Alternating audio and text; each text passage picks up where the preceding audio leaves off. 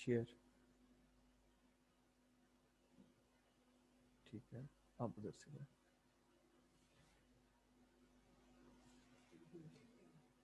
इसको, हाँ वो तो यहाँ से आ जाएगा, ये नहीं, ये एरो का साइन बना हुआ नीचे है, ये नीचे नीचे ये। अच्छा एक सेकंड, एडमिट ऑल करें, यहाँ से खत्म कर, ये एक सेकंड,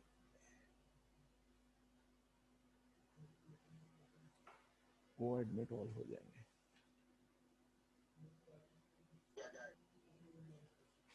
ठीक है,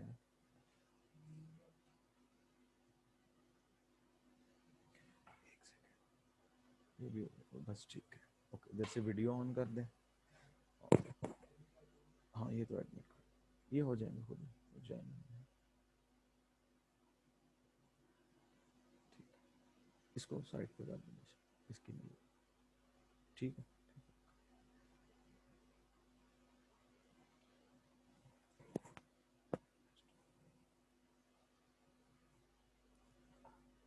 ओके, बिस्मिल्लाहिर्रहमानिर्रहीम। आज का लेक्चर जो है वो शुरू करते हैं। तो फर्स्ट ऑफ ऑल, अगर आपका कल का प्रीवियस लेक्चर का कोई क्वेश्चन है तो वो पूछ लें, अदरवाइज फिर हम नेक्स्ट टॉपिक जो है वो शुरू करते हैं।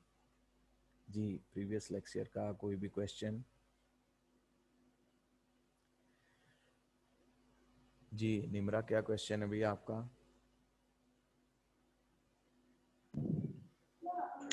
सर मेरा क्वेश्चन डंपिंग के लिहाज से है कि हम जैसे इंटरनेशनल लेवल पे कहा कि किसी कंट्री में जाके हम लोग अगर मोनोपोली है, अगर प्रॉफिट हमें ज्यादा आ रहा है तो किसी भी कंट्री में जाके हम लोग जो है कम लो प्राइस पे अपने प्रोडक्ट को सेल कर देते हैं। तो सर इसमें कुछ नहीं है कि आप जाके मतलब वो अपनी मतलब सेल करना शुरू कर दो, इसमें कोई रिस्ट्रिक्शंस या इसमें कुछ नहीं आता फिर? इसलिए तो कहा है कि डंपिंग इंटरनेशनली बैन है। यानी अगर जो वर्ल्ड ट्रेड ऑर्गेनाइजेशन है, अगर आप उस प्रोडक्ट का एग्रीमेंट कर चुके हैं WTO के थ्रू अदर कंट्रीज के साथ कि हम इस प्रोडक्ट को डंप नहीं करेंगे, तो यू कैन नॉट सेल।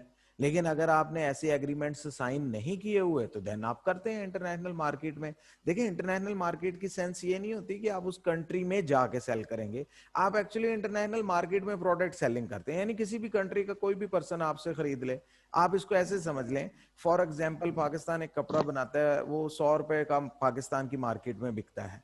यहाँ पर मोनोपोली सुपर नॉर्मल प्रॉफिट कमा रहा है, वो इंटरनेशनल मार्केट में 80 रुपए की ऑफर लगा देता है कि पूरी दुनिया में मुझसे कोई खरीदना चाहे 80 रुपए पे खरीद ले। अब 80 रुपए पे पूरी दुनिया में कहीं वो कपड़ा बनता ही नहीं है, तो होगा क्या? इंडिया का इंपोर्टर भी वो कपड़ा खरीद लेगा, इंडिया की टेक्सटाइल इंडस्ट्री को लॉस होगा। बांग्लादेश का इंपोर्टर भी जो है, उस्मान तारिक अपना कैमरा बच्चे ऑफ कर लें। आपका गलती से शायद कैमरा जो है वो ऑन हो गया। तो अपना 199 100 है या 199, उस्मान तारिक आप, ओके ओके जी। देन तो इसीलिए जो है अब होगा क्या, वो अगर 80 रुपीज पे सेल करना शुरू कर देता है तो ऑब्वियसली उसका नतीजा यही निकलेगा कि इंडियन सेलर जो है वो भी जो है इंपोर्टर, उसको भी फील हो रहा है कि इतना सस्ता तो इंडिया में भी कपड़ा नहीं मिल रहा, वो भी इंपोर्ट कर खरीदेगा पाकिस्तानी सेलर से, बांग्लादेशी भी खरीदेगा, इजिप्ट का जो है इंपोर्टर है वो भी खरीदेगा। अब प्रॉब्लम कहाँ पे आएगा कि वहां की जो लोकल इंडस्ट्री है टेक्सटाइल की, वो प्रॉब्लम में आ जाएगी कि इतना लो प्राइस पे हम प्रोडक्ट नहीं बेच सकते, हमारी तो कॉस्ट पूरी नहीं हो रही। तो इसलिए ये सारे कंट्रीज जो टेक्सटाइल के बड़े एक्सपोर्टर हैं, ये मिलके फिर WTO वर्ल्ड ट्रेड ऑर्गेनाइजेशन के जरिए एग्रीमेंट करते हैं कि हम फलां प्रोडक्ट में एग्रीमेंट कर रहे हैं कि मसलन चाइना कपड़े में, पाकिस्तान कपड़े में एक्सपर्ट है तो ये कपड़ा डंप नहीं करेगा।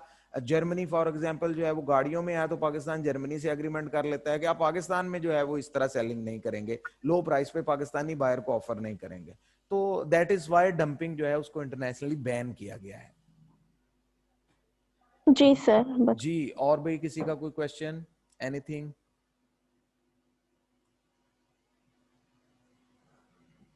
ओके, देन नेक्स्ट हमारे पास टॉपिक है ओलिगोपली। देखिए, हम स्टिल 5वें चैप्टर का जो दूसरा पोर्शन है जिसमें हमने मार्केट स्ट्रक्चर को जो है वो डिस्कस कर रहे हैं, उसमें 2 कंपटीशंस हम कर चुके हैं। परफेक्ट कंपटीशन की डिटेल कर चुके हैं कि अगर मैनी सेलर्स हैं, मैनी भी क्या, अनलिमिटेड नंबर ऑफ सेलर्स, तो क्या सिचुएशन है।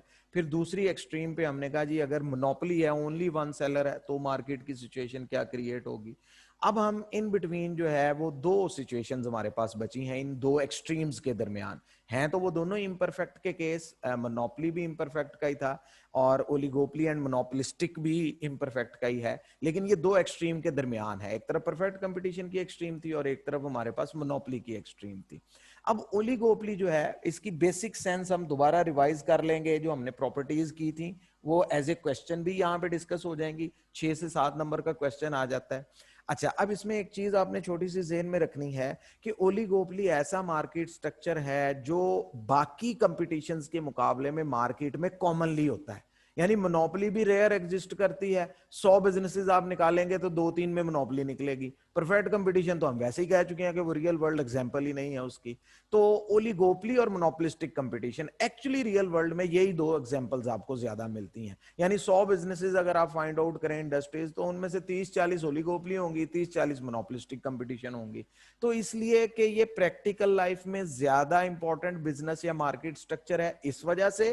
प्लस इसके साथ दूसरा फैक्टर कि ओलिगोपोली में कंज्यूमर का भी किसी हद तक रोल आ जाता है और प्रोड्यूसर का भी आ जाता है। मोनोपोली में तो प्योर प्रोड्यूसर पे था सारा कुछ, वो अपनी मर्जी से आउटपुट सप्लाई करता है, प्राइस चार्ज करता है। लेकिन परफेक्ट कंपटीशन में वैसे ही किसी के कंट्रोल में नहीं है, टोटल इंडस्ट्री इतनी बड़ी है कि कोई प्रोड्यूसर या कंज्यूमर उसको इफेक्ट नहीं कर पाता। लेकिन ओलिगोपोली और मोनोपोलिस्टिक में हम देखेंगे कि सेलर्स जो हैं वो मार्केट को इफेक्ट कर भी सकते हैं और मार्केट का इफेक्ट उन पे भी होता है। ये जो दो रीजंस हैं कि ओलिगोपोली और मोनोपोलिस्टिक कंपटीशन रियल वर्ल्ड की ज्यादा एग्जांपल भी हैं और उसमें कंज्यूमर प्रोड्यूसर दोनों ही इफेक्ट कर सकते हैं मार्केट को, इस वजह से ओलिगोपोली और मोनोपोलिस्टिक कंपटीशन को ज्यादा रियलिटी के करीब बिजनेस मॉडल या आप कह लें मार्केट स्ट्रक्चर समझा जाता है। इस वजह से ओलिगोपोली का थोड़ा सा सिलेबस में आपके जो है आप कह लें शेयर भी ज्यादा है। हमने परफेक्ट कंपटीशन में 3-4 क्वेश्चन किए, मोनोपोली में भी 4 तकरीबन किए, यहां पर ओलिगोपोली में आपको 6 या 7 क्वेश्चन मिलेंगे। तो इसको जरा आप कह लें थोड़ा सा हमने ज्यादा डिटेल में डिस्कस करना है। ओके, अब पहला क्वेश्चन हम उसी पैटर्न पे करने जा रहे हैं। नॉर्मली 7 नंबर का क्वेश्चन ये आता है, प्रॉपर्टीज या फीचर्स ऑफ ओलिगोपोली, या हाउ वी कैन आइडेंटिफाई कि फ्ला इंडस्ट्री, कपड़े की, गाड़ियों की, लैपटॉप्स की, किस इंडस्ट्री में ओलिगोपोली स्ट्रक्चर है। तो ये मेन कैरेक्टरिस्टिक्स हैं। अच्छा, यहां पे अब एक पॉइंट और नोट कर लें कि कैरेक्टरिस्टिक्स बुनियादी तौर पे ज्यादातर तो वही हैं जो हम उस चार्ट में डिस्कस कर चुके हैं जहां पे हमने बेसिक कंपैरिजन किया था। लेकिन ओलिगोपोली के कुछ 3 या 4 फीचर्स ऐसे हैं जो स्पेशली ओलिगोपोली में ही एग्जिस्ट करते हैं और उनका बहुत इंपॉर्टेंट रोल है। वो उस चार्ट में हम डिस्कस नहीं कर सके थे, लेकिन उनके बगैर ओलिगोपोली के फीचर पूरे नहीं हो सकते। तो आज हम वो भी डिस्कस कर लेंगे। वहां पे हमने आप कह लें 5-6 या 7 प्रॉपर्टीज की थी, तो यहाँ पे वो 2-3 पॉइंट ऐड हो जाएंगे, टोटल हमारे पास 9 या 10 पॉइंट हो जाएंगे। 7 नंबर का क्वेश्चन होता है, उनमें से आप एनी 7 जो है वो हाईलाइट कर सकते हैं। खास तौर पर जो फर्स्ट 7 और 8 है वो मोस्ट इंपॉर्टेंट है।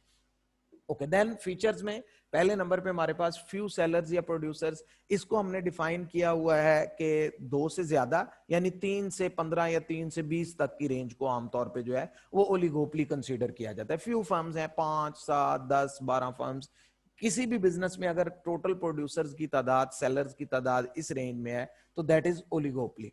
Then some influence over price. देखिए, मैं बार बार इसीलिए हाईलाइट करता रहा हूं कि आपने वर्डिंग का जो डिफरेंस है उसको माइंड में रखना है कि ये जो स्पेसिफिक वर्डिंग यूज की। देखिए, मोनोपोली में हमने कहा था फुल कंट्रोल ओवर प्राइस। जैसे ही हम कंपटीशन इंक्रीज करके फ्यू फर्म्स पे गए, हमने कहा सम इन्फ्लुएंस, यानी हर फर्म अब प्राइस को किसी हद तक इफेक्ट कर सकेगी अपने प्रोडक्ट की। प्राइस कम भी कर सकती है सेल बढ़ाने के लिए, या क्वांटिटी सप्लाई कम करके थोड़ी बहुत प्राइस इंक्रीज भी कर लेगी, लेकिन ये सम इन्फ्लुएंस है। आप मोनोपोली की तरह अल्टीमेट डिसीजन नहीं ले सकेंगे कि मैं जितना चाहे जब चाहे आउटपुट रिड्यूस कर दूं या इंक्रीज कर दूं या सप्लाई को फुली कंट्रोल कर लूं, क्योंकि साफ ज़ाहिर है आपके 5, 6, 8, 10 कंपेटिटर और भी हैं मार्केट में, तो फुल कंट्रोल ओवर प्राइस नहीं होगा। यहां पर हम word some influence over price use करते हैं। Then interdependence of firm due to close substitute. Oligopoly में एक और बहुत इंपॉर्टेंट पॉइंट ये है कि फर्म इंटरडिपेंडेंट हैं, एक दूसरे पे डिपेंड करती हैं। रीजन क्या है? एक्चुअली ओलिगोपोली में जो प्रोडक्ट्स हैं वो बहुत क्लोज सब्स्टिट्यूट्स हैं। यहां पे एक छोटा सा पॉइंट समझ लें, दुनिया में ओलिगोपोली की जो ज्यादा बेस्ट एग्जांपल्स हैं उनमें जो प्रोडक्ट्स प्रोड्यूस हो रही हैं वो बहुत क्लोज सब्स्टिट्यूट है। मसलन इसमें आमतौर पे होमोजीनियस प्रोडक्ट भी हमें नजर आ जाता है कभी कभार। ओके, पेट्रोल है, स्टील बिजनेस है, आयरन बिजनेस है, इस तरह के जितने आप कह लें मिनरल्स रिलेटेड बिजनेस हैं, इनको ओलिगोपोलीज कंसीडर किया जाता है। 4 4 5 5 या 8 8 10 10 बड़ी फर्म्स ने ये कैप्चर किया, इवन वर्ल्ड लेवल पे भी और विद इन कंट्री भी अगर आप देखें तो फ्यू फर्म्स ये आमतौर पे कंपीट करती हैं। फ्यूल्स हैं, कोल है, गैस है, पेट्रोल है, फिर इसके अलावा आयरन, स्टील, इसके अलावा भी मिनरल्स, एल्यूमिनियम वगैरह, इस तरह की आपको कई एग्जांपल्स जो हैं वो ले सकते हैं। तो एक तो वो क्लोज सब्स्टिट्यूट है। देखिए आप पेट्रोल का प्रोडक्ट टू प्रोडक्ट कंपैरिजन, तो पाकिस्तान में 4 5 फर्म्स हैं, शेल है, टोटल है, जो पीएसओ है, तो petrol is very close substitute, क्योंकि प्रोडक्ट में इतनी डिफरेंशिएशन तो है नहीं कि आप कहें जी दूसरे का कोई मॉडल, कलर, क्वालिटी का कोई बहुत ज्यादा फर्क है। तो इस वजह से ये बहुत क्लोज सब्स्टिट्यूट होते हैं। मोस्टली ओलिगोपोलीज क्लोज सब्स्टिट्यूट में होती हैं। डिफरेंशिएटेड प्रोडक्ट में भी ओलिगोपोली बन सकती है, लेकिन क्लोज सब्स्टिट्यूट में जो है वो ज्यादा चांसेस होते हैं। यानी ये ऐसी प्रोडक्ट्स होंगी जिनमें आमतौर पे डिफरेंस करना जो है वो बहुत कम पॉसिबल होता है। Okay, then advertisement and marketing, दूसरा एक बहुत बड़ा फैक्टर जो हमें इसमें नजर आएगा वो एडवर्टीजमेंट और मार्केटिंग का है कि इस बिजनेस में जो है वो कंपनीज जो है वो बेतहाशा एडवर्टीजमेंट पे स्पेंड करेंगी, मार्केटिंग पे पैसा लगाएंगी। ओलिगोपोली की कोई भी बिजनेस फर्म हो, और स्पेशली अगर ये डिफरेंशिएटेड प्रोडक्ट वाली ओलिगोपोली है, तो फिर आप समझ लें कंपनी के टोटल बजट का एक बहुत बड़ा हिस्सा स्पेशली मार्केटिंग पे लग रहा होगा। अगर तो सब्स्टिट्यूट या क्लोज सब्स्टिट्यूट की टाइप का प्रोडक्ट है तो फिर तो शायद ओलिगोपोली बहुत ज्यादा खर्च ना करे, लेकिन फिर भी वो एडवर्टीजमेंट पे पैसा खर्च करती है, मार्केटिंग पे। लेकिन अगर वो डिफरेंशिएटेड है, थोड़ा बहुत एक प्रोडक्ट को दूसरे से मुख्तलिफ किया जा रहा है, तो फिर तो बेतहाशा पैसा एडवर्टीजमेंट और मार्केटिंग पे स्पेंड होगा। Okay, then inside competition, outside agreement, ये बहुत इंपॉर्टेंट प्रॉपर्टी है, बहुत इंपॉर्टेंट फीचर है ओलिगोपोली का। इसकी बुनियाद पे आगे चल के हम दो मॉडल्स पूरे के पूरे डायग्राम्स के साथ एक्सप्लेन करेंगे। एक्चुअली ओलिगोपोली की फर्म अंदर से एक दूसरे को कंपीट करने की कोशिश कर रही होती हैं, मार्केट कैप्चर करें, सेलिंग बढ़ाएं, मार्केटिंग करें, फलां काम करें, और आउटसाइड वो दूसरी फर्म को ये रिफ्लेक्ट करती हैं कि हम और आप एग्रीमेंट में हैं, आप हमें तंग ना करें, हम आपको तंग नहीं करेंगे। अब तंग करने की सिचुएशन कई तरह की होगी, उनमें से एक एग्जांपल मैं आपको दे रहा हूं, प्राइस कंपटीशन। यानी ओलिगोपोली की फर्म्स ये रिफ्लेक्ट या ये कोशिश करेंगी कि हम एक दूसरे के साथ प्राइस कंपटीशन में ना जाएं, कोई ऐसा डिसीजन कर लें कि मिलके मार्केट को चलाया जाए, जिस तरह मोनोपोलिस्ट बेतहाशा मुनाफा सुपर नॉर्मल प्रॉफिट कमाता है, हम भी कमाएं, लेकिन इनसाइड वो कंपटीशन कंटिन्यू रखेंगी। इसकी वजह से फिर आगे चल के हम दो मॉडल डिस्कस करेंगे कि अगर ये इनसाइड कंपटीशन खत्म नहीं होता तो क्या होगा, और अगर वाकई इनसाइड कंपटीशन खत्म हो जाता है, फर्म्स एक दूसरे के साथ म्यूचुअल अंडरस्टैंडिंग कर लेती हैं, तो क्या रिजल्ट, दो डिफरेंट रिजल्ट बन जाएंगे। तो ये बहुत इंपॉर्टेंट फीचर है। Then lack of uniformity of size of the firm, oligopoly में साइज ऑफ द फर्म की कोई गारंटी नहीं है। मतलब हो सकता है टोटल 10 फर्म्स हों और एक फर्म ने 80% मार्केट कैप्चर की हुई है, बाकी 9 फर्म सिर्फ 20% प्रोड्यूस कर रही हैं। यह भी हो सकता है कि 10 फर्म्स हों और सब की सब एक ही साइज की हों, सब ने जो है वो 5 5 10 10% जो है वो मार्केट को कैप्चर किया हो। तो कोई श्योरिटी नहीं है कि ओलिगोपोली के बिजनेस में सिर्फ लार्जर फर्म्स होंगी, सिर्फ स्मॉलर होंगी, इक्वल साइज की होंगी, 2 लार्जर और मैनी स्मॉलर हो सकती हैं। तो किसी किस्म की कोई आप कह लें फिक्सेशन नहीं है। जिस तरह हमें मोनोपोली में नजर आ रहा था कि मोनोपोलिस्ट ही पूरी इंडस्ट्री को रिप्रेजेंट कर रहा है, परफेक्ट कंपटीशन में हमें नजर आ रहा था कि कोई फर्म साइज में इतनी बड़ी नहीं है कि वो आप कह लें मार्केट का 1% भी शो कर सकती हो। लाखों प्रोड्यूसर है टोटल मार्केट में, तो वो तो साफ जाहिर है 0.001% उनके पास शेयर आ रहा होगा। तो यानी कि यहां पर जो है वो उन दोनों की तरह क्लैरिटी नहीं है। हो सकता है एक ही बड़ी फर्म ने 80-90% मार्केट को कैप्चर किया हो, बाकी स्मॉल है, 50-50% पे 2 फर्म्स हैं, एक छोटी सी फर्म है, कोई भी स्ट्रक्चर हो सकता है। तो कोई clarity size of the firm के लिहाज से नहीं है। Then demand curve is negatively sloped with no regular shape. अब देखें ये हाफ प्रॉपर्टी तो मोनोपोली वाली है कि डिमांड कर्व नेगेटिवली स्लोप होगी, वो तो खैर इम्परफेक्ट के चारों केसेस में नेगेटिव स्लोप है। लेकिन ये बात इंपॉर्टेंटली नोट कर लें, with no regular shape. Oligopoly में डिमांड कर्व की शेप का क्लियरली पता नहीं चलेगा। शेप की सेंस हम क्या ले रहे हैं कि हम आगे चल के डिस्कस भी करेंगे कल के लेक्चर में कि ओलिगोपोली में हमें नजर आएगा कि वही प्रोडक्ट बाज औकात सम टाइम जो है वो मोर इलास्टिकली बिहेव करना शुरू कर देगी, वही प्रोडक्ट जो है वो some time less elastically behave करना शुरू कर देगी। तो हमें नजर ये आता है कि डिमांड कर्व जो है वो नेगेटिवली स्लोप्ड है, और उसके साथ साथ जो है उसकी कोई रेगुलर या प्रॉपर या पैट हमें ट्रेंड नजर नहीं आएगा। मोर और लेस इलास्टिक दोनों बिहेवियर एक ही प्रोडक्ट में हमें नजर आएंगे। Okay, then no unique pattern of pricing. ये जो शेप का रेगुलर ना होना है या लेस और मोर इलास्टिक की रीजन है, इसकी वजह से एक और नेट रिजल्ट ये निकलेगा कि प्राइसिंग पैटर्न की भी ओलिगोपोली में क्लियरली समझ नहीं आएगी। बाज औकात फर्म्स बेतहाशा कंपीट करना शुरू कर देंगी, मार्केट में प्राइस गिरती चली जा रही है प्रोडक्ट की, इवन फर्म लॉसेज में बेच रही है कंपीट करने के लिए। बाज औकात हमें ये भी नजर आएगा कि ओलिगोपोली फर्म जो है वो मिलकर डिसाइड कर लेंगी कि हमने इतनी क्वांटिटी मार्केट में सप्लाई करनी है, और प्रोडक्ट की प्राइस वो मोनोपोली तक ले गए हैं। तो दोनों तरह की पॉसिबल, यानी हम क्लियर कट ये नहीं कह पाएंगे जिस तरह हमने मोनोपोली में कहा था कि परमानेंटली शॉर्ट रन हो लॉन्ग रन हो सुपर नॉर्मल प्रॉफिट ही रहेगा।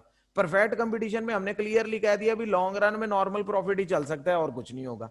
अब यहां पर हमारे सामने नॉर्मल प्रॉफिट भी होगा, लॉस भी होगा, कंपटीशन सीवियर हो जाए तो फर्म इवन लॉस की वजह से शट डाउन भी हो जाएंगी, और अगर उनका कोई एग्रीमेंट हो जाए आपस में तो वो सुपर नॉर्मल प्रॉफिट पे भी लॉन्ग रन में चल सकती हैं। तो इसलिए प्राइसिंग का भी कोई एज इट इज आप कह लें हार्ड एंड फास्ट रूल नहीं है, ओलिगोपोली में आपको मिक्सचर नजर आएंगे। देन नेक्स्ट फैक्टर या feature, entry and exit is somewhat difficult. ना मोनोपोली की तरह से ऑलमोस्ट इम्पॉसिबल है कि न्यू फर्म एंटर ही नहीं हो सकेगी, और ना ही परफेक्ट कंपटीशन की तरह इतना आसान है कि जो चाहे इन्वेस्टर आए पैसा इन्वेस्ट करे और इस बिजनेस में या इंडस्ट्री में एंटर हो जाए। दोनों सूरत हाल ही नहीं है, समवट डिफिकल्ट है। यानी कि आपको शायद नजर आए कि ओलिगोपोली के बिजनेस में 2 4 5 साल बाद कोई फर्म एंटर होती है, 2 साल बाद कोई 3 साल बाद एक आध फर्म आ जाती है। तो यानी कि बहुत ज्यादा डिफिकल्टी भी नहीं है कि 10 10 15 15 साल बिजनेस में कोई एंटर ही नहीं हो रहा, और परफेक्ट कंपटीशन की तरह फ्री फ्लो ऑफ इन्वेस्टर भी नहीं है। देन अगेन जैसे मैंने एक आपको इंपॉर्टेंट फीचर बताया, इनसाइड कंपटीशन आउटसाइड एग्रीमेंट, दूसरा very very important feature oligopoly का जो जरा बाकी कंपटीशन से हटके भी है और इंपॉर्टेंट भी है, mergers are obvious and also cause of oligopoly. एक ही पॉइंट में दो चीजें बताई जा रही हैं। ओलिगोपोली में नतीजा हमेशा निकलेगा ही ये कि मर्जर्स होंगे। मर्जर्स हम किस चीज को कहते हैं, दो बिजनेसेस आपस में मिल जाएंगे। ओलिगोपोलीज में हमेशा ये आपको होता नजर आएगा। इसकी वेरी बेस्ट और रिसेंट एग्जांपल पाकिस्तान में वारिद और मोबिलिंक है। सेलुलर कंपनीज में ओलिगोपोली कंपटीशन है, 5 6 फर्म्स हैं। इससे पहले जो है वो टेलीनॉर और उसका पाकटेल का जोंग और पाकटेल का मर्जर हुआ, उससे पहले पाकटेल एंड इंस्टा का हुआ। तो ये ऐसा बिजनेस है कि इसमें आपको हर 2 3 साल बाद मर्जर भी नजर आएगा कि दो फर्म्स आपस में मिल गई हैं। वो अब कोई नेसेसरी नहीं है कि छोटी फर्म और बड़ी फर्म ही मिलेगी, लेकिन ये नेसेसरी है कि जिसकी प्रॉफिटेबिलिटी कम होगी या लॉस कम होगा वो शायद दूसरे के हाथों सेल हो जाए। अल्टीमेटली वो मर्ज कर जाएं दोनों फर्म्स और इकट्ठे बिजनेस करना शुरू कर दें। अब यानी कि हर 2 3 साल बाद आपको इस बिजनेस में मर्जर भी नजर आएगा क्योंकि कोई दो फर्म्स इकट्ठी हो गई हैं, और प्लस उसके साथ साथ दूसरा रिजल्ट क्या निकलेगा, कोई ना कोई न्यू फर्म भी एंटर हो गई है। अब देखें, एक तरफ से मर्जर हो रहे हैं, एक तरफ से न्यू फर्म एंटर हो रही है। अल्टीमेट रिजल्ट ओलिगोपोली ओलिगोपोली ही रहेगी, ना इंक्रीज होकर मोनोपोलिस्टिक कंपटीशन बन सकेगी। क्योंकि अगर न्यू फर्म्स एंटर होती रहती, मर्जर ना होता, तो 2 4 5 10 साल बाद आखिरकार मोनोपोलिस्टिक कंपटीशन 20 फर्म से ऊपर जाता नंबर तो उसने मोनोपोलिस्टिक हो ही जाना था, लेकिन वो भी नहीं हो सकेगा। और अगर बिजनेस शटडाउन होने की वजह से, मर्जर होने की वजह से मुसलसल कम होते होते 2 या 2 से कम हो जाती तो ड्यूपली या मोनोपोली बन जाती, वो भी नहीं बनेगी। तो दोनों यानी मर्जर ऑब्वियस भी है और कॉज भी है ओलिगोपोली की। मर्जर होते हैं और नतीजा भी उसका यही निकलता है। ओके जी, देन होमोजीनियस और differentiated product but close substitute. यानी कि ओलिगोपोली में हमें नजर आएगा कि आमतौर पे होमोजीनियस, मोस्टली ओलिगोपोलीज जो हैं वर्ल्ड में वो होमोजीनियस या वेरी क्लोज सब्स्टिट्यूट्स की हैं। कुछ ओलिगोपोलीज आपको नॉर्मल सब्स्टिट्यूट के लिए भी नजर आती हैं। ये थोड़ा सा यहाँ पे वर्ड नोट कर लें। होमोजीनियस प्रोडक्ट हम उनको कहते हैं जिनमें इंटरनेशनल मार्केट में डिफरेंशिएट करना मुश्किल हो जाए। जैसे रॉ मटेरियल्स की हमने एग्जांपल दी, आयरन है, स्टील है, फ्यूल है, क्रूड ऑयल है। ये तमाम बिजनेसेस जो है ये मोस्टली ओलिगोपोली के स्ट्रक्चर में है, यानी इनके प्रोडक्ट में कोई बहुत बड़ा डिफरेंस नहीं है, डिफरेंशिएटेड प्रोडक्ट नहीं है इनका। Then lack of market information और इम्परफेक्ट नॉलेज, ये तो कॉमन है तमाम इम्परफेक्ट कंपटीशन में, यानी कि ये कोई ऐसा आप कह लेंगे बहुत ज्यादा ऐसा फैक्टर नहीं है जो ओलिगोपली के लिए ही लाजमी यूज हो, ये इम्परफेक्ट के लिए, मोनोपोली में भी यही है, मोनोपोलिस्टिक में भी यही है। तो ये हमारे पास आप कह लें 8-9 के करीब टोटल फीचर्स थे कि किसी भी बिजनेस में अगर हम आइडेंटिफाई करना चाहें कि ओलिगोपली का स्ट्रक्चर एग्जिस्ट कर रहा है तो उसमें ये फीचर्स जो हैं वो एग्जिस्ट करेंगे, तो वी कैन क्लियरली अंडरस्टैंड कि this competition is called oligopoly. Okay, then next हमारे पास टॉपिक है टाइप्स ऑफ ओलिगोपली।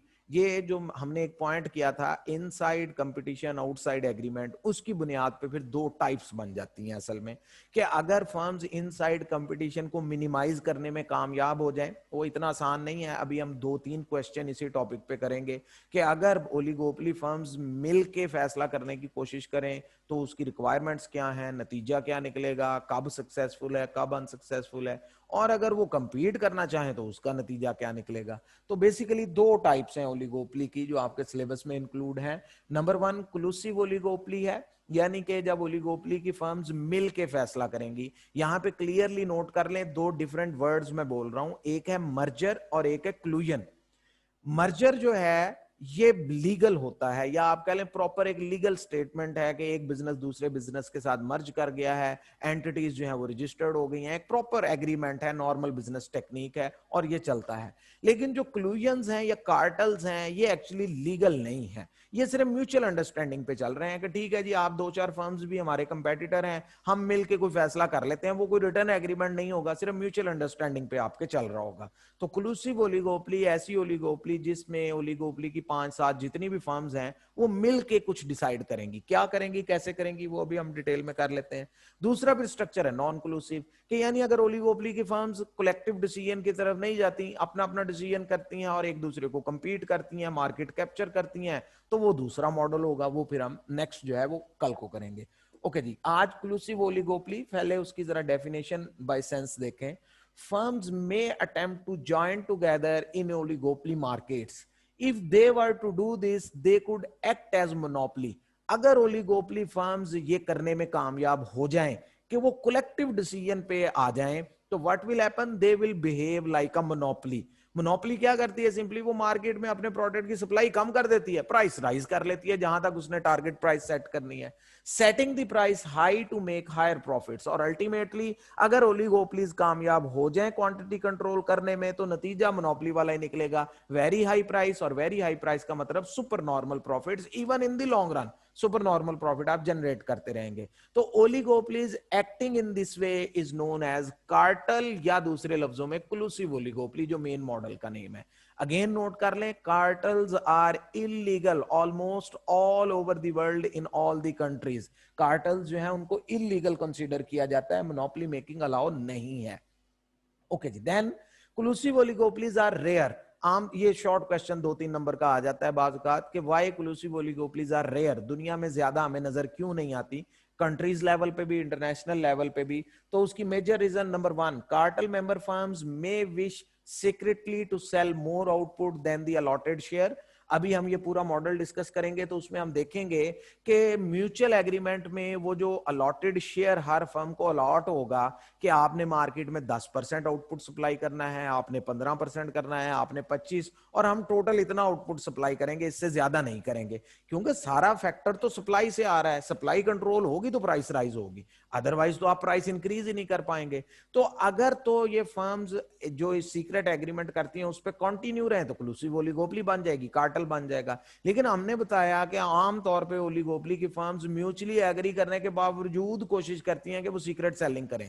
अब जितनी मर्जी सीक्रेट सेलिंग कर लें, जब प्रोडक्ट मार्केट में एक्स्ट्रा जाना है तो उसने प्राइस को कम करना है, और जब प्राइस आप जिस लेवल पे मेंटेन करना चाहते थे म्यूचुअली कि हम अपना प्रोडक्ट 100 की बजाय 120 पे बेचेंगे, मार्केट में प्राइस 120 पे सेट नहीं हो पा रही, तो अल्टीमेटली एवरीवन नो कि कोई ना कोई सीक्रेट सेलिंग कर रहा है, मार्केट में फालतू प्रोडक्ट आ रहा है, प्राइस हमारे टारगेट पे नहीं पहुंच रही, अब भी 105 या 10 पे बिक रहा है। तो इसलिए पहली रीजन कि कार्टल्स अगर बन भी जाएं तो वो ब्रेक हो जाते हैं इस प्रॉब्लम की वजह से, इसलिए हमें रेयर नजर आता है। दूसरा problem, price fixing in a cartel arrangement is often illegal. Pakistan में भी मोनोपोली कंट्रोल अथॉरिटी है, दुनिया के तकरीबन तमाम मिक्स्ड इकोनॉमीज में और फ्री मार्केट इकोनॉमीज में है, तो उस अदारे बेचारे का काम ही ये है कि वो ओलिगोपोली बिजनेसेस को वॉच करता है कि क्या ये कार्टेल मेकिंग तो नहीं कर रहे, इनके एग्रीमेंट्स इस तरह के तो नहीं है, क्योंकि वो प्रॉपर रिटर्न एग्रीमेंट तो होगा नहीं, म्यूचुअल अंडरस्टैंडिंग होगी।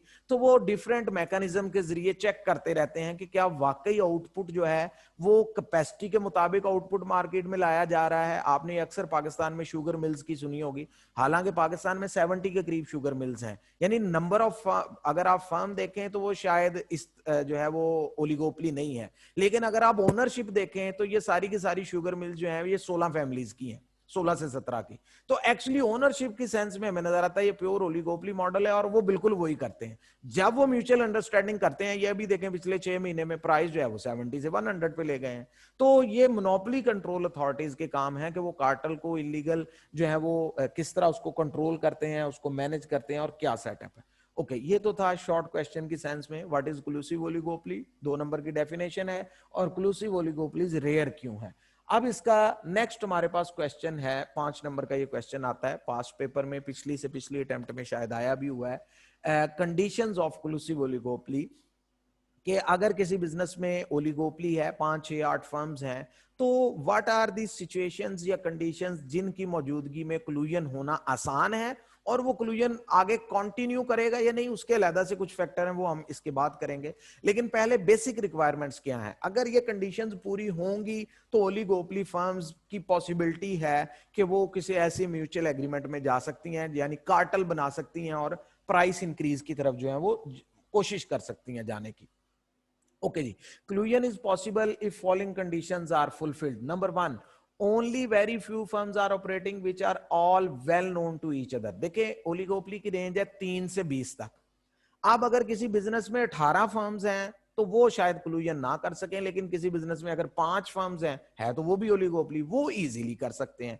यानी ओलिगोपोली की रेंज में रहते हुए जितनी नंबर ऑफ फर्म्स कम होंगी उतने चांसेस ज्यादा हैं कि ये बिजनेस जो है या ये इंडस्ट्री जो है ये क्लूसिव ओलिगोपोली की तरफ जा सकती है, क्योंकि जितनी कम होंगी फर्म्स वो एक दूसरे के मुतल्लिक इंफॉर्मेशन भी उनके पास उतनी बेटर होगी।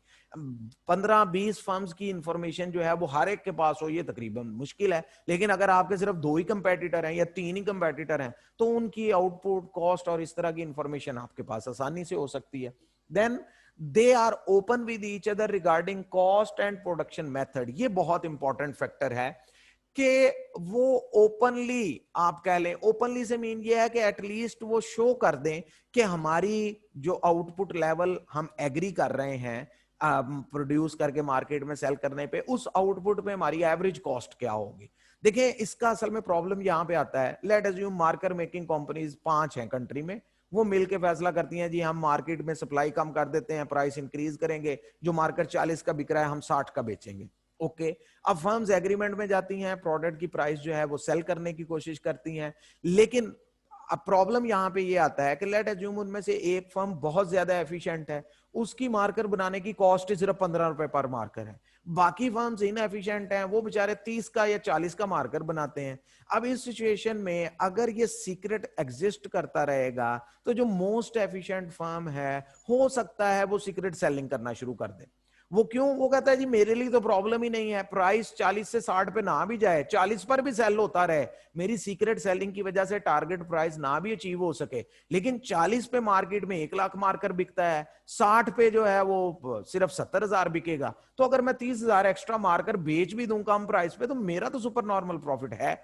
तो इसलिए प्रॉब्लम कहां पे आता है कि अगर ये एवरेज कॉस्ट या कॉस्ट ऑफ प्रोडक्शन और टेक्निक के लिए एक दूसरे से ओपन नहीं है तो फिर एग्रीमेंट मुश्किल हो जाएगा। जितने ओपन है, और इसके साथ ही पॉइंट आ जाएगा कि ओपन भी है और एक दूसरे के करीब भी है, इनकी production technique and cost of all firms are similar, यानी मिलती जुलती कॉस्ट है। एक कंपनी 15 रुपए का मार्कर बनाती है, कुछ 16 का बना रही है, कुछ 16.5 का बना रही है, कुछ 13.5 का बना रही है, यानी इनकी एवरेज कॉस्ट में कोई बहुत बड़ा डिफरेंस नहीं है। और एवरेज कॉस्ट का डिफरेंस आता कहां से है? प्रोडक्शन टेक्निक से। यानी अगर ये तमाम फर्म्स मिलती जुलती टेक्नोलॉजी यूज कर रही है, मशीन यूज कर रही है, तो फिर कॉस्ट में बहुत बड़ा फर्क नहीं होगा। लेकिन एक फर्म बहुत ज्यादा एडवांस टेक्निक यूज कर रही है, लेटेस्ट टेक्नोलॉजी है, उसका कॉस्ट स्ट्रक्चर ही बिल्कुल मुख्तलिफ है, तो फिर जो है वो पॉसिबिलिटी जो है वो रिड्यूस हो जाएगी। देन दे प्रोड्यूस सिमिलर या क्लोज सब्स्टिट्यूट। अगर क्लोज सब्स्टिट्यूट होगा तो ओलिगोपोली का एक्सक्लूसिव मॉडल ज्यादा स्ट्रांग होगा।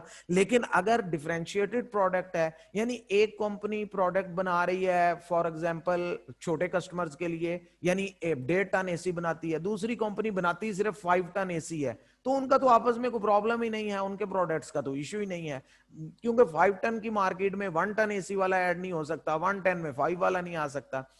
बना दोनों ही एयर कंडीशनर रहे हैं, ओलिगोपोली भी है, प्रोडक्ट भी एक दूसरे का मिलता जुलता है, लेकिन वो प्रॉपर सब्स्टिट्यूट नहीं है, तो दोनों के कस्टमर्स ही डिफरेंट हैं। तो जितने डिफरेंट प्रोडक्ट होंगे उतना मुश्किल है कार्टेल बनाना, क्योंकि कोई भी एग्री नहीं करेगा, वो कहेगा जी मेरे कस्टमर ही अपने हैं, मैं क्यों किसी प्राइसिंग पे आपको एग्री करूं। लेकिन जितना क्लोज सब्स्टिट्यूट होगा, आपको थ्रेट होगा दूसरी फर्म का, उतना ही आसान है एक्सक्लूसिव ओलिगोपोली का या कार्टेल का बनना। Then there is a dominant firm, ये एक बहुत इंपॉर्टेंट पॉइंट है और बहुत कम बुक्स जो है इस पॉइंट को हाईलाइट करती हैं, हालांकि ये मेन या एक तरह से आप कह लें क्लियर पॉइंट है। अगर ओलिगोपोली में 4, 5, 6 जितनी भी फर्म्स हैं, उनमें से एक फर्म बहुत ज्यादा डोमिनेंट है, डोमिनेंसी की दो बड़ी वजह होती है, उस फर्म का साइज ही इतना ज्यादा है कि 80% मार्केट ही उसने कैप्चर की हुई है। मतलब पाकिस्तान में पेप्सी एंड कोक दो कंपनीज हैं, 80 to 85% ड्रिंक मार्केट इन दो के पास है, बाकी दो कंपनीज हैं या 4 कंपनीज हैं, वो तो सारा 15% शेयर जो है वो सेल करती है मार्केट में। नंबर 1 ये reason size of the firm हो सकता है साइज पांचों फर्म का एक जैसा हो, लेकिन एक फर्म बहुत ज्यादा एफिशिएंट है, जैसे अभी हमने एग्जांपल की कि उसकी एवरेज कॉस्ट ही बहुत कम है, तो डोमिनेंसी या एफिशिएंसी की वजह से आती है या साइज ऑफ द मार्केट की वजह से आती है। तो अगर किसी भी वजह से कोई डोमिनेंट फर्म है तो क्लियरली नोट कर लें, डोमिनेंट फर्म का मौजूद होना ज्यादा जल्दी कार्टेल बनवा देगा, क्योंकि बाकी फर्म्स को थ्रेट है या बाकी फर्म्स एक्चुअली कंपीट कर नहीं सकती उसको। अगर वो एफिशिएंट है तो भी कंपीट नहीं कर पाएंगी, और अगर वो लार्जेस्ट फर्म है तो भी कंपीट नहीं कर पाएंगी। ऐसी सिचुएशन में उस डोमिनेंट फर्म की बात को मानना बाकियों के लिए मजबूरी हो जाएगा, तो they can make quickly the cartel. Okay जी, हमें बताएं कितना सेल करना है, कहां आपको तंग नहीं करना, कहां हमने मार्केटिंग करनी है, वी विल बी एग्रीड, आप प्रोडक्ट बताएं किस प्राइस पे सेल करनी है। लेकिन अगर पांचों फर्म एक ही साइज की हैं, एक ही एफिशिएंसी लेवल है, तो फिर हो सकता है कि वो मुश्किल हो, एक कहे जी कि हमारी जो प्राइसिंग है उसके मुताबिक एवरेज कॉस्ट के मुताबिक फैसला किया जाए, दूसरे अपनी सजेशन दे। तो डोमिनेंसी जो है वो जितनी ज्यादा होगी उतनी ही आसानी से कार्टेल बन सकता है। Then there are significant barriers on entry. एक और पॉइंट, कार्टेल बन तो जाते हैं, ये तो हमने पहले भी कहा है, अक्सर ही ओलिगोपोली में कार्टेल बन जाता है, लेकिन उसके कंटिन्यू रहने के लिए एक इंपॉर्टेंट पॉइंट कि अगर ये ऐसा बिजनेस है कि न्यू फर्म का एंटर होना मुश्किल है, गवर्नमेंट से लाइसेंस लेना पड़ेगा, फलां रेगुलेशंस हैं, फलां चीज है, बहुत बड़ी अरबों करोड़ों रुपए की इन्वेस्टमेंट चाहिए, इस तरह के 3-4 बैरियर्स अगर लग जाते हैं तो उसका नतीजा ये निकलता है कि न्यू फर्म जल्दी मार्केट में एंटर नहीं होती। अब जो एग्जिस्टिंग 4-5 फर्म्स हैं वो तो पहले म्यूचुअली एग्री कर चुकी हैं, न्यू फर्म एंटर नहीं होगी तो कार्टेल आसानी से चलता रहेगा। लेकिन अगर ऐसा बिजनेस है कि हर 1-2 साल के बाद कोई फर्म एंटर हो जाती है, पहले कार्टेल बना है, बड़ी मुश्किल से 5 फर्म्स एग्री की हैं, 2 फर्म्स और एंटर हो जाती हैं, अब उनको फिर एग्रीमेंट में लेना पड़ेगा, उनकी भी एवरेज कॉस्ट और वो चीजें देखनी पड़ेंगी। तो अगर न्यू फर्म्स का एंटर होना मुश्किल है, बैरियर्स मौजूद हैं, तो कार्टेल बन भी आसानी से जाएगा और कंटिन्यू भी करेगा, अदरवाइज जो है इसमें डिफिकल्टी आएगी। The market is stable, that there is no price war and price rivalry. Okay, last and very important point कि मार्केट में जो प्राइस वॉर है इस तरह की सिचुएशन नहीं होनी चाहिए। बाज औकात ओलिगोपोली फर्म्स में प्राइस कंपटीशन इतना सीवियर हो जाता है कि एक फर्म दूसरे को एग्जिट करवाने के चक्कर में इवन लॉस पे सेल करना शुरू कर देती है कि हम लॉस पे सेल करेंगे, प्राइस को इतना कम कर देंगे कि हमारा कंपेटिटर जो है उसको मजबूरन एग्जिट करना पड़ जाए, फिर हम जो है वो अपनी डिसीजन मेकिंग कर लेंगे। तो अगर इतना severe price war already exist करता है तो ऐसी फर्म तो एक दूसरे से म्यूचुअली एग्री नहीं करेंगी। तो प्राइस वार की मौजूदगी में या प्राइस वार की एग्जिस्टेंस में कार्टेल मुश्किल से बनता है। लेकिन अगर प्राइस वार्स नहीं है, ऑलरेडी हर फर्म अपनी अपनी प्राइस पे प्रोडक्ट सेल कर रही थी, तो ऐसी फर्म्स के लिए जो है वो प्रोडक्ट कार्टेल मेकिंग एग्रीमेंट में आना आसान है।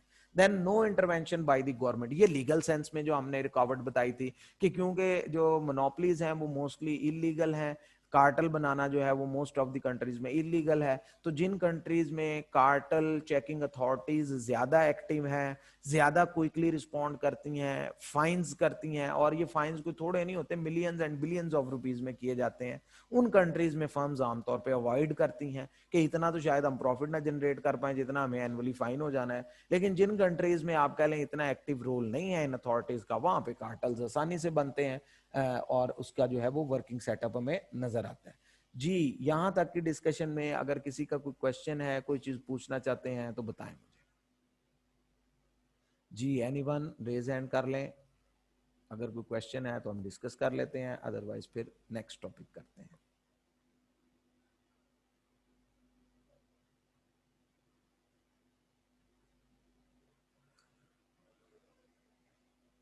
ओके जी, देन नेक्स्ट हमारे पास टॉपिक है क्लूसिव ओलिगोपोली विद द डायग्राम, के क्लूसिव ओलिगोपोली के मॉडल को with the help of diagram explain कर दें। 7 नंबर का आमतौर पे 7 से 8 नंबर का क्वेश्चन आता है, कंडीशन सेपरेट क्वेश्चन है, वो इसके साथ इंक्लूड नहीं है। डायग्राम आपसे पूछी जाती है, उसकी एक्सप्लेनेशन मॉडल और उसकी सिचुएशन बता दें। अच्छा, अब यहाँ पे दोबारा एक सेकंड के लिए रिमाइंड कर लें कि बेसिकली क्लूसिव ओलिगोपोली है क्या। फ्यू फर्म्स हैं, 5 6 7 फर्म्स होंगी, वो म्यूचुअली आपस में एग्री करेंगी कि लेट अज्यूम फिलहाल हम मार्केट में तमाम प्रोड्यूसर जो हैं वो टोटल 5 लाख यूनिट सप्लाई कर रहे हैं। कोई अपना प्रोडक्ट 100 रुपए का बेच रहा है, कोई 90 का बेच रहा है, कोई 95 का, कोई 105 का, नियरेस्ट प्राइस पे वो मार्केट में अपना अपना प्रोडक्ट सेल कर रहे हैं। दे मीट, उनके ऑनर सीईओज मिलते हैं और फैसला करते हैं कि हम तमाम प्रोड्यूसर जो है मार्केट में टोटल सप्लाई कम कर दें। यानी हम late assume total 5 lakh unit supply करते हैं, हम इसे कम करके 4.5 लाख या 4 लाख यूनिट पर ईयर पे ले आते हैं। सप्लाई कम करने से होगा ये कि सप्लाई रिड्यूस होगी, प्राइस लेवल इंक्रीज होगा। ये जो हम 100-90 रुपए का प्रोडक्ट बेच रहे हैं ये 110 120 130 का बिकना शुरू हो जाएगा, तो we may increase the our profit, super normal profit हम जनरेट करेंगे। ओके, अब वो एग्री करते हैं और एग्री करने के बाद वो कोशिश क्या करेंगे कि एक्चुअली 100 से 130 तक प्राइस ले जाने के लिए वो मार्केट में क्वांटिटी की सप्लाई को कम करेंगे। तो यहां पर हम very basic demand and supply diagram से ये एक्सप्लेन करेंगे कि अगर वो प्राइस को एक खास टारगेट लेवल पे लाना चाहते हैं तो उनको सप्लाई में कितनी कमी करनी पड़ेगी, और उस लेवल पे फिर हम ये भी कंपेयर करेंगे कि अगर ये कार्टेल एग्जिस्ट ना करता तो एक्चुअली सप्लाई कितनी होनी थी, तो उसको फिर हम एक स्पेसिफिक वर्ड है उससे हाईलाइट करेंगे।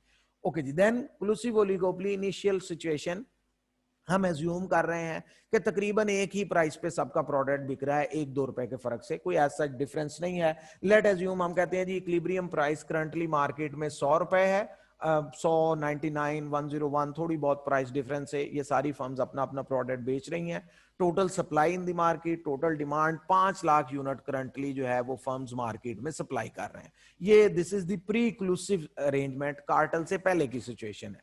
अब ये फर्म्स अपना टारगेट सेट कर लेती हैं कि लेट अज्यूम हमने अपनी जो प्राइस है इसको पीसी लिखा गया है क्लूसिव प्राइस, कि ये अगर क्लूसिव अरेंजमेंट में जाते हैं तो ये लेट अज्यूम टारगेट सेट कर लेते हैं कि हमने अपना प्रोडक्ट 130 रुपए तक लेके जाना है ताकि हम सुपर नॉर्मल प्रॉफिट जनरेट करें। एवरेज कॉस्ट हमारी 90 या 100 के करीब है कहीं, तो हम अगर 130 पे ले जाएं तो every firm will generate super, किसी का थोड़ा ज्यादा होगा किसी का कम होगा, लेकिन हर कोई सुपर नॉर्मल प्रॉफिट जनरेट करेगा।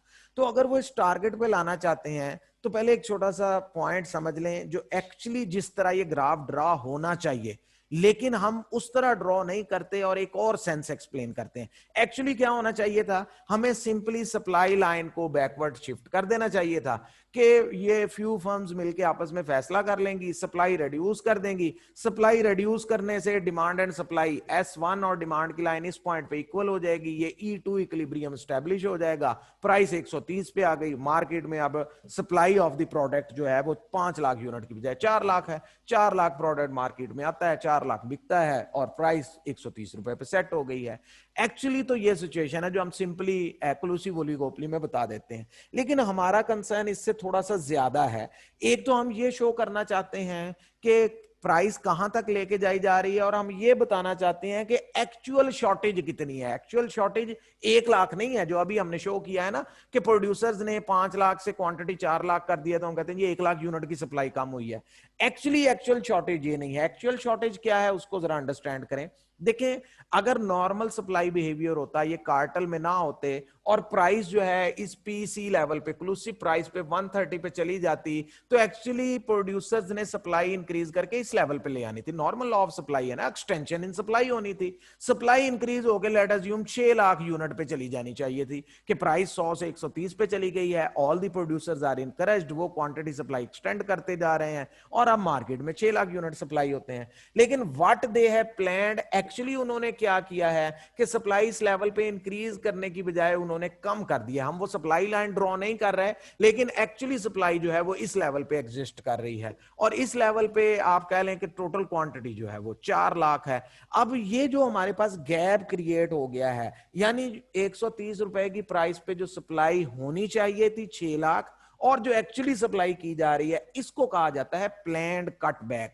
कि एक्चुअली ओलिगोपोली फर्म्स ने मिलके कितनी क्वांटिटी का प्लान्ड कटबैक किया है, जिससे वो प्राइस को इस लेवल पे टारगेट के पर सेट करने में कामयाब हो जाएंगे। अब ये प्लान्ड कटबैक सिर्फ एक एंगल से तो ये इंपॉर्टेंट है इनके लिए, कार्टल बनाने वाली फर्म्स के लिए, कि हम करंट सप्लाई जितना हमारा अर्जिंग लेवल है कि कितना आउटपुट सप्लाई करें, उससे हमने कितना कम रखना है सो दैट कि हम इस प्राइस को मेंटेन रख सके।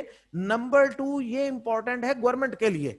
अगर गवर्नमेंट इनका कार्टल ब्रेक करना चाहती है तो what they will do, government 2 lakh ton, for example ये चीनी है, गवर्नमेंट 2 लाख टन की शॉर्टेज है, 2 लाख टन इंपोर्ट करेगी और मार्केट में प्रीवियस प्राइस पे 100 रुपीज पे सेल करना शुरू कर देगी। तो ये प्लान्ड कटबैक, पूरे का पूरा आउटपुट अगर आप इंपोर्ट करेंगे या आप सप्लाई टू द मार्केट करेंगे तो प्राइस लेवल ओरिजिनल इक्विलिब्रियम पे आएगी। अदरवाइज अगर आप उससे लेसर क्वांटिटीज मार्केट में ले आते हैं तो शायद आप उसको रिमूव ना कर सकें। उसकी एक बहुत बड़ी वजह ये होती है कि जैसे ही गवर्नमेंट अल्टरनेटिव प्लानिंग पे जाती है जी कि हम 1 लाख, लेट अज्यूम मैं कहता हूं जी यहां पे वो प्लान कर लें कि गवर्नमेंट 1 लाख टन चीनी इंपोर्ट कर ले, 1 लाख ही एक्चुअली शॉर्टेज क्रिएट की है ना इन्होंने, तो वो 1 लाख सप्लाई कर दें। एक्चुअली कार्टल क्या करता है, वो इस गवर्नमेंट की प्लानिंग को सेट बैक करने के लिए और ज्यादा रिडक्शन की तरफ जाता है। लेकिन अगर गवर्नमेंट ये प्लान कर ले कि हमने पूरे का पूरा प्लान कटबैक ही ले आना है मार्केट में, तो यानी गवर्नमेंट 2 लाख टन चीनी ले आएगी, तो अब शायद प्रोड्यूसर्स जो हैं वो कार्टल ब्रेकिंग की तरफ चले जाएं कि अब इस प्राइस पे हम सेलिंग कर ही नहीं सकेंगे। तो व्हाई नॉट, ठीक है, फिर अपनी अपनी प्राइस पे जिस पे हम मार्केट डिमांड के मुताबिक सेल कर सकते हैं करते रहें। तो this is the situation of collusive oligopoly.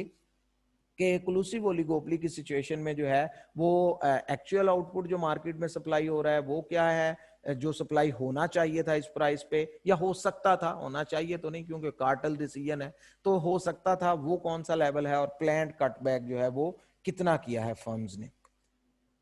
Ji I think किसी ने रेज हैंड किया था जी, किसी का कोई क्वेश्चन है? अगर है तो मुझे बताएं, अदरवाइज फिर इसके सक्सेसफुल होने की जो कंडीशंस है, रिक्वायरमेंट है, बस लास्ट टॉपिक वो करते हैं, उसके बाद क्लोज कर लेंगे। जी एनी क्वेश्चन?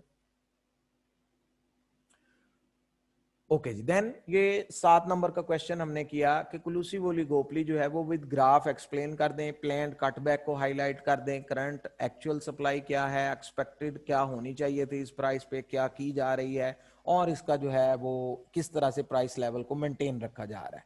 ओके, नेक्स्ट है हमारे पास success and failure of price cartel. Okay okay जी, अली आपका क्या क्वेश्चन है भाई? सर ये थोड़ा सा ग्राफ बता दे सर, वो नेट का मसला आ गया था। नहीं, फिर आप बच्चे सेपरेट, आप मुझे बस स्क्रीनशॉट भेज के रिमाइंड करवा दीजिएगा, मैं आपको वॉइस नोट भेज दूंगा। ओके जी, देन नेक्स्ट है हमारे पास success and failure of price cartel. के जो प्राइस कार्टल है, लेट अज्यूम बन गया, फर्म ने डिसाइड कर लिया हमने इतना कटबैक करना है और वो उसमें सक्सेसफुल हो गए, उन्होंने प्रोडक्ट की प्राइस भी इंक्रीज हो गई, 120 की बिक रही है प्रोडक्ट या 130 की, तो क्या ये कार्टल कंटिन्यू रहेगा या नहीं रहेगा? इस पे 3-4 पॉइंट है, इनमें से 1-2 पॉइंट तो ओवरलैप करेंगे कंडीशंस के लिहाज से। एक मिनट भैया, आप जरा ठहर जाए, मुझे पॉइंट कंप्लीट कर लेने दें। ओके, तो अब ये जो 2-3 पॉइंट हैं वो ओवरलैप करेंगे, 1 या 2 पॉइंट कंडीशंस वाले, क्योंकि साफ ज़ाहिर कार्टल बनने के लिए वो रिक्वायरमेंट थी तो वो कंटिन्यू रखने में भी आगे हेल्पफुल होंगे। कुछ 1-2 पॉइंट जो है वो उनसे डिफरेंट भी हैं कि कार्टल बनने के बाद क्या एनवायरमेंट चाहिए कि कार्टल कंटिन्यू रह सकेगा या नहीं। Okay जी, price cartels are established when the cartel firms have the ability to control। ये वर्ड बहुत इंपॉर्टेंट है कि एक्चुअली कार्टल बनाने वाली फर्म्स का अगर कंट्रोल है तो वो इसको कंटिन्यू रख सकते हैं। कंट्रोल किस चीज पे है, वो ये 4-5 चीजें हैं, उन सबको कंट्रोल करना जरूरी है। However, the failure or success of cartel depend upon the following points. कौन कौन सी चीजें हैं? Number 1, control on supply. जो उन्होंने डिसाइड किया है, जैसे हमारी एग्जांपल के मुताबिक कि total supply to the market 4 lakh unit होगी, अब 4 लाख से ज्यादा नहीं होगी। अगर ये सारी फर्म्स एक दूसरे को, साफ जाहिर है जब 4 लाख टोटल सप्लाई है तो वो कोई ना कोई कोटा भी एग्री करेंगे कि इस 4 लाख में से ये फर्म जो है वो 1 लाख यूनिट बेचेगी, ये फर्म जो है ये 70,000 बेचेगी, फलां फर्म 1.25 लाख यूनिट। वो साफ जाहिर है उनके एग्रीमेंट्स पे पहुंचने की बहुत सी रीजंस होंगी कि ये बड़ी फर्म है, ये पुरानी फर्म है, ये डोमिनेंट है जी, इसका शेयर इतना है, इसका इतना है। वो उसकी रीजंस कोई भी हो सकती हैं, उससे हमारा कंसर्न नहीं है। लेकिन जो वो new output supply to the market agree करेंगे, अगर तो ये फर्म्स मिलके एक दूसरे पे चेक एंड बैलेंस रख के 4 लाख यूनिट सप्लाई को मेंटेन रख सकते हैं, यानी इससे ज्यादा सप्लाई मार्केट में नहीं आने देंगे, तो कार्टेल सक्सेसफुल रहेगा। लेकिन अदरवाइज अगर किसी भी लेवल पे 2 महीने बाद, 6 महीने बाद, 1 साल बाद भी एक्स्ट्रा आउटपुट मार्केट में आता है, यानी ये सप्लाई का वो लेवल मेंटेन नहीं रख पाते, तो फिर कार्टेल भी ब्रेक हो जाएगा। प्राइस लेवल आप टारगेट प्राइस पे नहीं लेके जा सकते। देन क्लोज सब्स्टिट्यूट, ये तो हमने कंडीशंस में भी कहा कि जितना क्लोज सब्स्टिट्यूट होगा उतना आसान है कार्टेल बनना, और कार्टेल कंटिन्यू भी रहेगा। लेकिन अगर आपका डिफरेंशिएटेड प्रोडक्ट है, पहले तो कार्टेल बनना ही मुश्किल था, फिर बन भी गया है, तो उसके बाद उन तीनों चारों फर्म्स में से कोई भी सोच सकता है कि हमारा प्रोडक्ट तो दूसरी फर्म का कस्टमर खरीदता ही नहीं है, या उसका कंसर्न ही नहीं है, हम ज्यादा सप्लाई करें कम करें उससे फर्क नहीं आता, तो इसकी वजह से प्रॉब्लम आ सकता है। देन नेक्स्ट है the ease with which production can be controlled. ये फर्म के इंटरनल स्ट्रक्चर से हम एक पॉइंट लेके आ रहे हैं, ये बहुत इंपॉर्टेंट फैक्टर है। मैं आपको एक छोटी सी डायग्राम से ये असल में एक्सप्लेन कर देता हूं। लेट अज्यूम हमारे पास जो है वो 2 फर्म्स हैं कार्टेल बनने से पहले, या 3 फर्म्स, आप कोई भी एग्जांपल ले लें। लेट अज्यूम कार्टेल बनने से पहले एक फर्म जो है वो एवरेज कॉस्ट के मिनिमम पॉइंट पे, मोस्ट एफिशिएंट पॉइंट पे प्रोड्यूस कर रही थी। करंट मार्केट प्राइस इस तरह की है कि उसकी एमसीएम मार्केटिंग से जो आउटपुट लेवल डिसाइड हुआ है वो एवरेज कॉस्ट के मिनिमम पॉइंट पे है, यानी वो एफिशिएंसी लेवल पे प्रोड्यूस कर रही है। दूसरी फर्म थी जो कार्टेल बनने से पहले एवरेज कॉस्ट के राइट पोर्शन में, इस हिस्से में प्रोड्यूस कर रही थी, यानी वो एफिशिएंट पॉइंट से ज्यादा आउटपुट ले रही है, करंट मार्केट में उसे अच्छी प्राइस मिल रही है, वो सुपर नॉर्मल प्रॉफिट जनरेट कर रहा है, तो ही कैन प्रोड्यूस, उसका कोई प्रॉब्लम नहीं है। अब ये तो थी सिचुएशन प्री कार्टेल में, ओके। अब दोनों फर्म्स एग्री करती हैं कि ठीक है हम मार्केट में 1 लाख यूनिट सप्लाई कम करेंगे। इट मीन फर्म ए को भी अपनी सप्लाई कम करनी पड़ेगी, बी को भी। फर्म ए जब अपनी सप्लाई कम करेगी, प्रोडक्शन लेवल डाउन लेके आएगी, लेट अज्यूम किसी भी लेवल पे, तो उसकी तो एवरेज कॉस्ट राइज होना शुरू हो गई है। पहले वो मोस्ट एफिशिएंट पॉइंट पे थी, वो प्रोडक्ट जो है वो लेट अज्यूम 80 रुपए का प्रोड्यूस कर लेती थी, प्रोडक्शन कम की, वही प्रोडक्ट, एक तो यूनिट कम प्रोड्यूस हो रहे हैं, रेवेन्यू मार्केट से कम आ रहा है, दूसरा आपकी एवरेज कॉस्ट 90 पे चली गई है। लेकिन भी फर्म के लिए ये बेनिफिशियल है कार्टेल, कि वेल एंड गुड, ये तो और भी बेहतर हो गया कि एक तो मैं प्रोडक्शन कम करूंगा, raw material and other cost कम हो जाएगी, दूसरा कम आउटपुट लेवल पे मेरी कॉस्ट भी पहले से कम हो जाएगी, मुझे तो पर यूनिट कॉस्ट 80 पे मिलेगी, प्राइस मार्केट में इंक्रीज हो जाएगी बी फर्म के लिए, एवरेज कॉस्ट पहले से नीचे आ जाएगी। तो बी फर्म तो पूरी कोशिश करेगी कार्टेल बना रहे और चलता रहे और हम लेसर आउटपुट ही सप्लाई करें।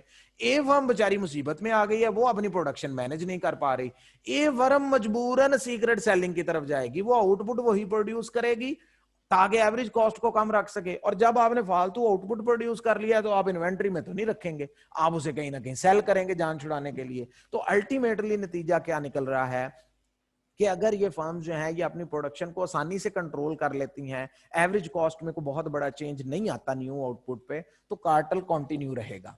Then price elasticity of demand, आप जो प्रोडक्ट सेल कर रहे हैं वो लेस इलास्टिक है या मोर इलास्टिक है। अगर ओलिगोपोली ऐसे प्रोडक्ट की इंडस्ट्री में है जो लेस इलास्टिक है, तो कार्टेल बनना भी आसान है, कार्टेल चलता भी रहेगा।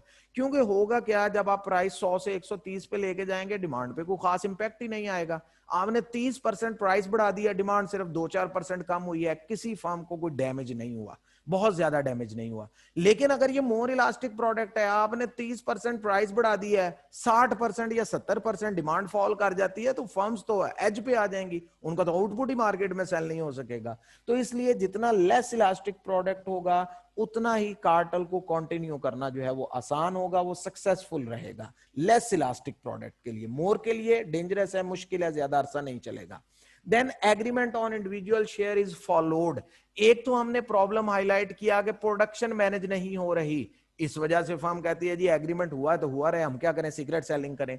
इसके अलावा फैक्टर हो सकते हैं मार्केट सेलिंग की, मार्केट आपकी कैप्चरिंग टेक्निक हो सकती है, या आप कहते हैं जी एग्रीमेंट, जैसे हमने वर्ड यूज किया जी इनसाइड कंपटीशन, इंटरनल प्लानिंग यही है कि नहीं ठीक है आप बेचें जी, सप्लाई करें, यानी आपका जो आप कह लें डिस्पैचिंग यूनिट है आपकी फैक्ट्री का, आपका ऑर्डर उसको वही है, जो बेच रहे हो बेचते रहो, आपने दूसरों से एग्रीमेंट ये शो किया है जी हम कम आउटपुट सप्लाई कर रहे हैं।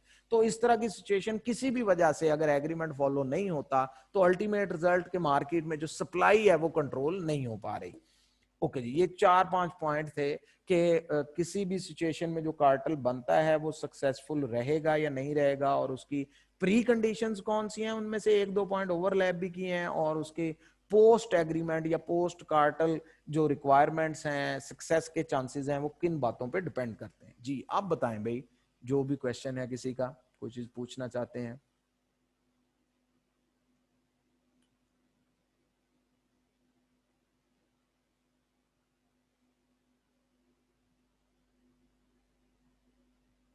ओके जी, देन आज के लिए सफिशिएंट है, बाकी इंशाल्लाह फिर कल के टॉपिक में हम आगे कंटिन्यू करेंगे। नॉन क्लूसिव मॉडल है, उसकी एक्सप्लेनेशंस और डिटेल्स हैं, तो आज के लिए सफिशिएंट है। ओके जी, अल्लाह हाफिज।